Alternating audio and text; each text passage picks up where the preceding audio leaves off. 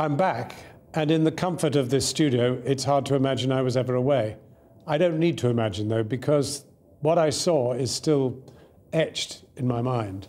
What I never knew is what I know now, which is that those people who live in Gaza are mainly, but unbelievably young.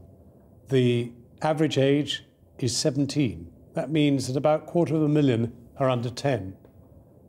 And you know, if you know any 10-year-olds, 7-year-olds, 5-year-olds, 4-year-olds, the idea in the looseness of a war zone that you can control your children, that they won't be somewhere where they can be hit, is, you know, beyond any kind of imagination. You can't hope to control that. So that in a very densely packed urban area, if you decide to throw missiles, shells and the rest, then undoubtedly you will kill children.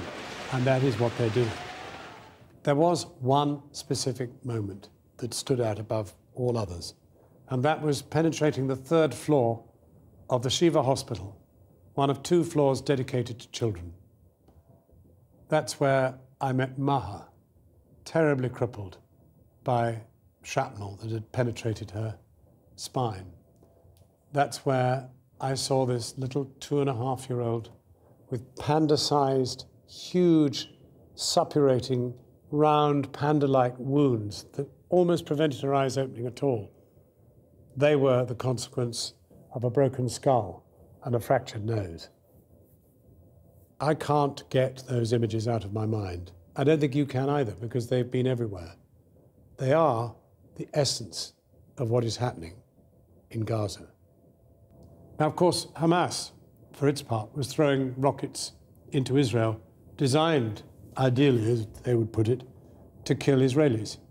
But of course, Israel, courtesy of American finance, has invented the most brilliant shield, which is keeping absolutely everything out. And that's a big difference. The suffering is amongst the ground troops, mainly 20-year-olds, who go in and get killed.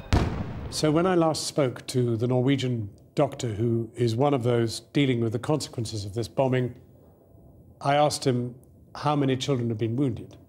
They've registered 1,310. How many children dead?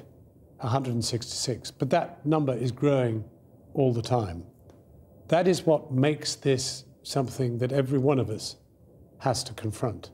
We have to know that in some way we actually share some responsibility for those deaths, because for us it is no priority whatever to stop it. Our United Nations, our government, our world is not that interested.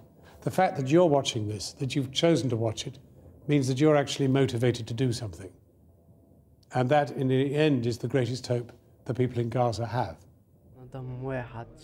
We cannot let it go on. If our reporting is worth anything, if your preparedness to listen and watch and read is anything to go by, together we can make a difference.